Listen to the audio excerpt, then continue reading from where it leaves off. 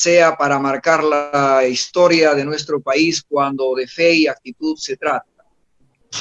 El clima internacional, desde luego, inicia haciendo una breve reflexión, un llamado desde la profundidad de nuestras bases sociales, de nuestras bases económicas, de nuestras asociaciones, nuestras cooperativas que se encuentran al interior de nuestro Perú profundo. Es una hora, amigas, amigos, donde no es suficiente una palabra, sino una acción. Es la hora de una real reconciliación entre hermanos peruanos. Es la hora de una acción donde está de por medio nuestro corazón, nuestra vida, nuestra familia, nuestro entorno. Las noticias dan cuenta, hora a hora, minuto a minuto, de todo el dolor que venimos sufriendo en el Perú y en muchos lugares del mundo. Pero desde luego nos resumimos a nuestra patria, donde hoy somos responsables de hacer o no hacer. Hemos llegado a un momento donde escuchamos gritos de desesperación. Recibimos mensajes de dolor. Acabo de recibir un mensaje de un dirigente de una comunidad de Paitoja, del distrito de Soritor, por el Alto Mayo, en la región San Martín. Y dice, la delincuencia se ha incrementado y han terminado con la vida de un campesino. La policía y el Ministerio Público no quieren venir al levantamiento del cuerpo por temor. Que no nos cunda el pánico no es un mensaje que busca generar desesperación, es al revés. Es un mensaje de llamada de atención para que las mujeres y hombres que tenemos fe en Dios, que tenemos principios y responsabilidad, hoy lo podamos sumar. Por eso quiero animar desde aquí a las mujeres valerosas que están impulsando las ollas comunes en varios lugares. Cómo alcanzarles un pan, un kilo de arroz, algo para que ayuden a nuestros hermanos que se han quedado sin trabajo y con muy pocas posibilidades de conseguirlas. Más de 1,5 millones de peruanos en Lima sin trabajo. Y por lo menos un 40 o 50% de los emprendimientos de la micro y pequeña empresa será difícil que vuelvan a sus actividades de manera pronta. ¿Cómo no alentar a los ronderos campesinos que hoy quieren bajar la guardia porque no tienen ni mascarillas para protegerse? Desde aquí les decimos, sigan para adelante, no bajen los brazos, no bajen la guardia. A nuestros médicos, a nuestras enfermeras, al personal de salud en general, a las mujeres, hombres de limpieza, a nuestra Policía Nacional, a nuestros soldados, nuestra Fuerza Armada. No bajemos la guardia. Levantemos nuestros ojos al Altísimo. Agarrémonos de las manos como peruanos. Abracemos nuestra bandera y hagamos la cruzada de solidaridad. Resurge Perú, obedece a este clamor del colectivo nacional. Y recoge la opinión, la propuesta, la experiencia y el conocimiento de peruanos al interior de la República, peruanos en el exterior, peruanos que incluso cumplen una función pública, que a nivel de ciudadano y profesional están contribuyendo y aportando para que esta hoja de ruta que hoy vamos a plantear por un segundo momento al gobierno del presidente Martín Vizcarra se ha visto, se ha escuchado y se ha incorporado. Por ello, alentamos a todos, no a la confrontación, no a la indiferencia, no a la corrupción. Es hora de entender qué cosa es el duelo, qué cosa es el dolor de la necesidad, del desempleo, de la crisis emocional.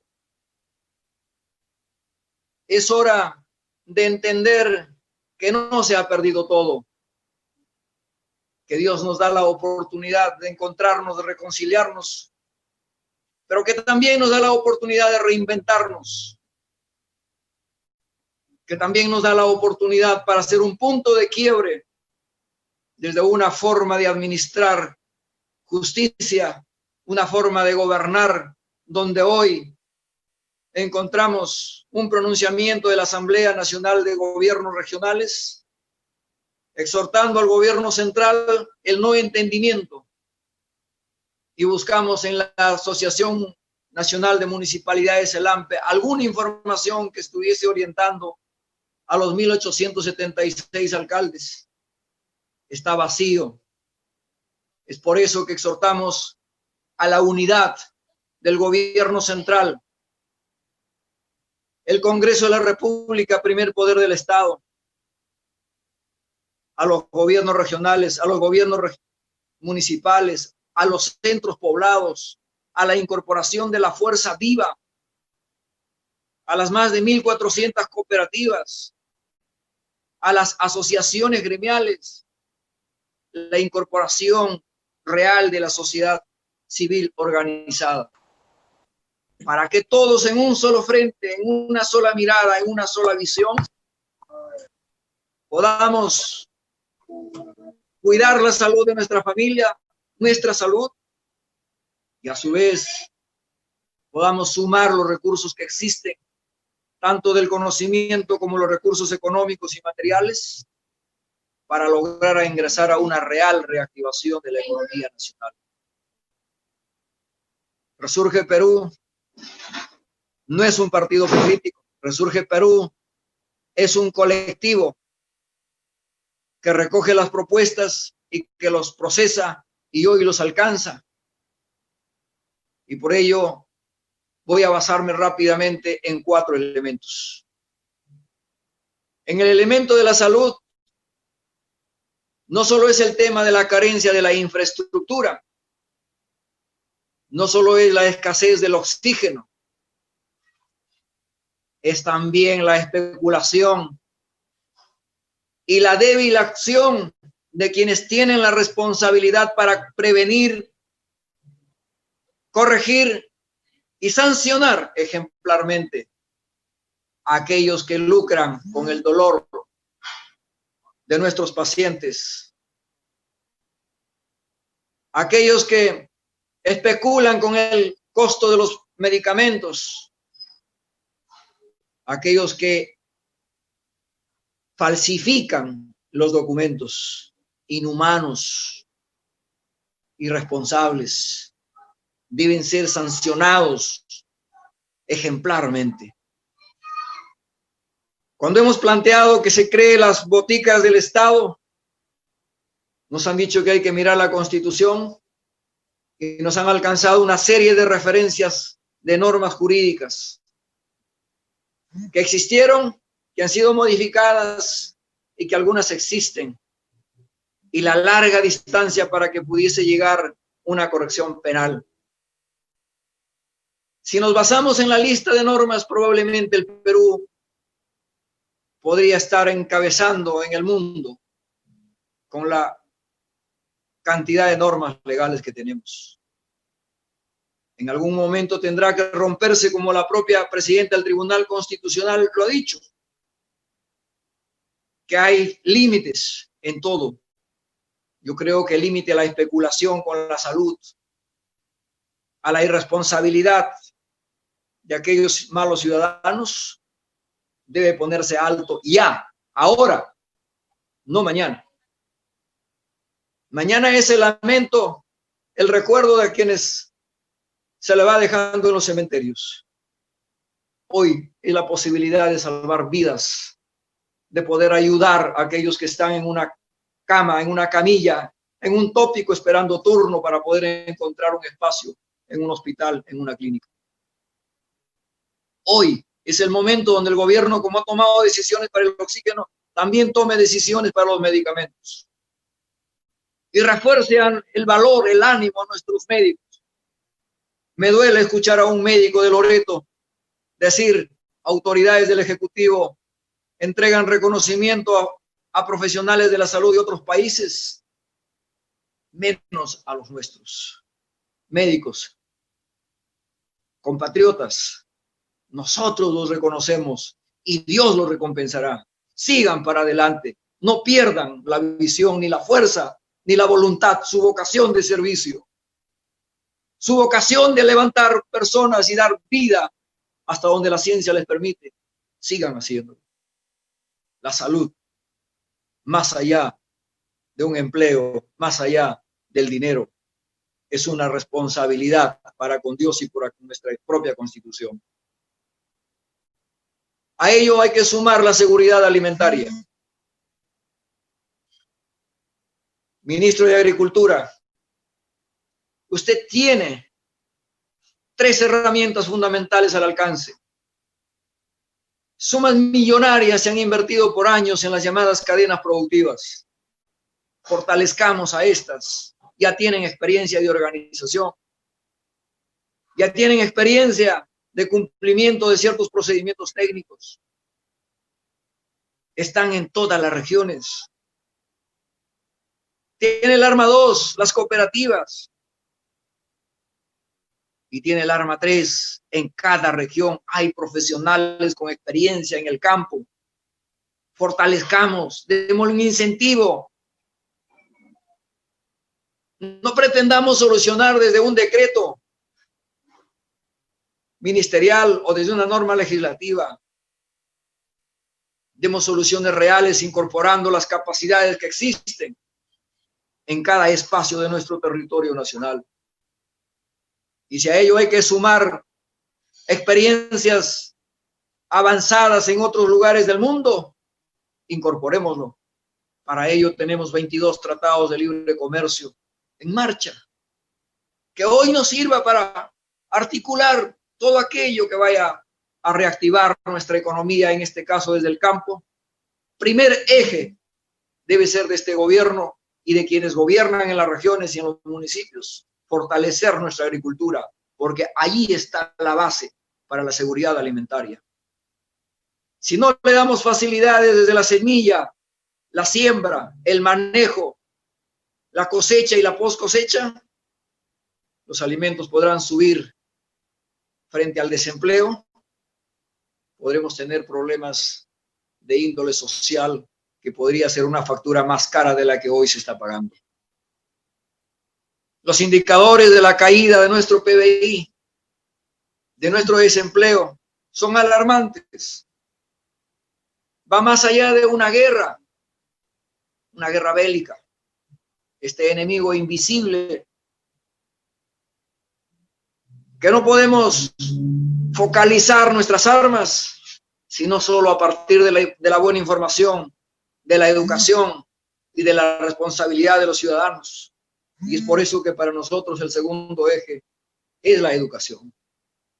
Pero una educación donde podamos articular justamente el eje del desarrollo económico con esta primera herramienta informativa, de instrucción, de formación, que vaya a garantizar la competitividad.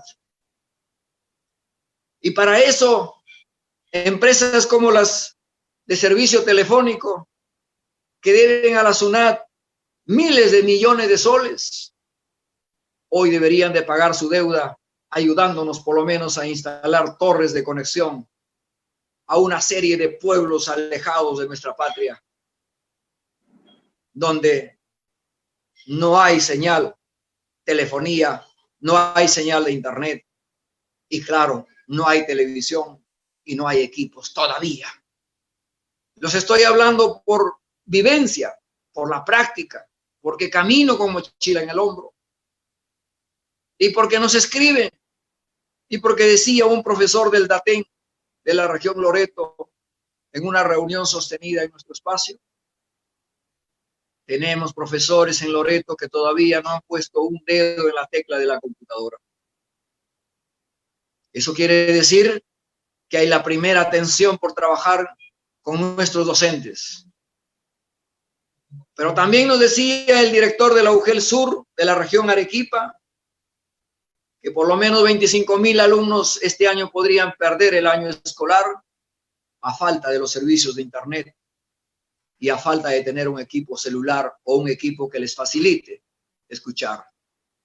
Leemos en la noticia que hay profesores que caminan kilómetros buscando a sus alumnos por su casa, o alumnos que caminan kilómetros para escuchar en una radio a pilas. Pareciera que todavía estamos 40, 50 años atrás. Mientras en Lima, mientras la centralización de los pueblos, Lima, Trujillo, Chiclayo y algunas otras ciudades, el centralismo se ha convertido en un enemigo al desarrollo descentralizado de nuestros pueblos. Los gobiernos prefieren invertir en el cemento, en el fierro, que invertir en el conocimiento, que invertir en la infraestructura para la educación, como ya lo dije también para la salud. Es por eso que la educación para nosotros, sumado a la salud, es otro de los trabajos urgentes que debería enfocar el gobierno y los gobiernos responsables, a la cual Resurge Perú pone a disposición todo un staff de mujeres y hombres preparados, comprometidos y sumergidos en la práctica. La educación que requiere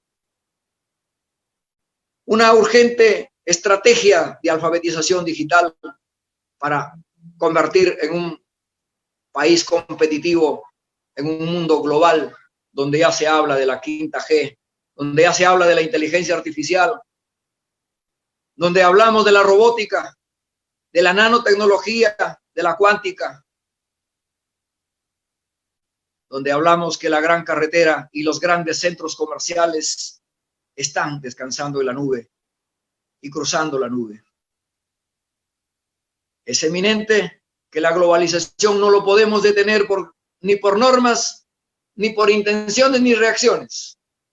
La globalización es un efecto que va a su curso y que lo que tenemos nosotros como responsabilidad es informar, educar, instruir, y por ello el eje de la educación es prioridades dentro de nuestra propuesta en Resurge Perú. Sin ello, nuestra economía siempre será débil y frágil. Por ello, el tercer eje ahora es la economía. De poco nos ayuda a decir que somos el 99.5% de micro y pequeñas empresas, 96% microempresas de 1 a 5 trabajadores a 10 trabajadores, aportantes con 85% de la población económicamente activa de la PEA, aportantes con más del 60% del PBI, aun cuando economistas exquisitos que obedecen a ciertos intereses tratan de poner que las MIPES solo aportan un 44% al PBI. Claro, pero no lo suman a los 6.666.000 independientes, mal llamado informales. No con ello estoy desconociendo que no existe informalidad. Claro que los hay. 77.3% dice el Ministerio de la Producción que en el país es informal. Hay regiones que tienen más del 90% de informalidad en su economía y en la actividad laboral. Claro, los más de 2 millones de agricultores mayormente son informales porque no nos hemos acercado a informarles, a capacitarles, a orientarles cuál es el camino hacia la competitividad. Porque el gran negocio del acopiador, del vivo entre comillas, que sí ha ganado plata a costas del agricultor, no le conviene que el agricultor se informe, se capacite, se instruya. Desde luego, Perú líder en el mundo en gastronomía por varios años consecutivos, con un proveedor desconocido marginado, maltratado, engañado, estafado muchas veces, con presupuestos que se gastan a nombre del agricultor, cifras millonarias, de la cual un 20 o 30% es efectivo para ellos, un 70 o 80% se gasta en planillas, en gastos administrativos, en gastos de representación. Esto no alienta al desarrollo de nuestra economía. Por eso, si nosotros queremos lograr una reactivación económica seria y responsable, tenemos que partir por definir sectores productivos, zonas geográficas, para potenciar e impulsar incluso el cambio de la matriz productiva, de tal manera que podamos salir de una agricultura de sobrevivencia a una agricultura de desarrollo. Podamos salir del pobre agricultor al agricultor emprendedor, empresario, formalizado, asociado, con una interacción directa entre la demanda y la oferta, que en este caso es la oferta del agricultor organizado, donde podamos incluir la real formalización, pero esta formalización requiere simplificación administrativa, uso de las herramientas tecnológicas para implementar las ventanillas únicas en coordinación con los gobiernos locales, que son los que están de manera inmediata para atender al vecino. Esta formalización que requiere de un sinceramiento tributario, porque SUNAT por años ha castigado y aún sigue castigando a aquel que se equivocó por poner un número o una letra mal escrito en la guía de revisión, en la factura o en la boleta. Con eso no estoy justificando de ninguna manera a aquellos que son, entre comillas, vivos y que le sacan la vuelta a la ley. Para ellos, mano dura. Que se corrija. Pero para las grandes mayorías que por desconocimiento y que por sobrecostos no logran formalizarse, hay que generar un mecanismo de sinceramiento tributario. Para tener sinceramiento financiero tiene que empezar por el sinceramiento tributario. No es posible que el que debe a la SUNAT y vaya a abrir una cuenta en un banco, al día siguiente va al banco a retirar su dinero y le dicen su dinero no está, porque hay una orden. Usted le debe a la SUNAT, hay una orden de la SUNAT y su dinero está destinado a pagar la cuenta que tiene con la SUNAT. Esta es la hora del sinceramiento tributario. Y cuando he señalado el sinceramiento financiero, no es justo que tengamos tantas instituciones de fiscalización y pocas de promoción, y estas incluso de fiscalización no los hagan saber después de lo sucedido. Cuando miramos las cifras de la SBS del año pasado, instituciones financieras las más importantes de nuestro país, con tasas de entre el 63 al 65% en promedio a la microempresa, y algunas instituciones financieras con diferentes calificaciones y diferentes nombres han llegado a cobrar hasta 233.3%. Esto no ayuda. ¿Dónde está la SBS, Indecopi y otras instituciones responsables para la fiscalización? Necesitamos reactivación económica corrigiendo estas barreras, corrigiendo estas faltas de atención y, por qué no decir, esta falta de responsabilidad en muchos espacios de nuestras instituciones del Estado, incluso con el cumplimiento de las propias normas de nuestro país. Es por eso que cuando hablamos de Reactiva Perú, cuando hablamos del FAEMIPE, simplemente hablamos que ha llegado a menos de un 5%. ¿Y sabe por qué? Los requisitos establecidos en la primera etapa de Reactiva Perú no permitían sino a los bancarizados. Y según la SBS, la micro y pequeña empresa solo se ha bancarizado el 6,3%. Esto significa que nuestra economía nuestro dinero es circulante informal, propenso al asalto, propenso a los enemigos del bien, a los delincuentes. La economía va a reactivar a partir de entender sectores, zonas e incorporar actores con corrección en las formas para formalizar y convertir a nuestras empresas en competitivas. Competitividad es la que nos ayudará a ser sostenibles, a crecer y a desarrollarnos.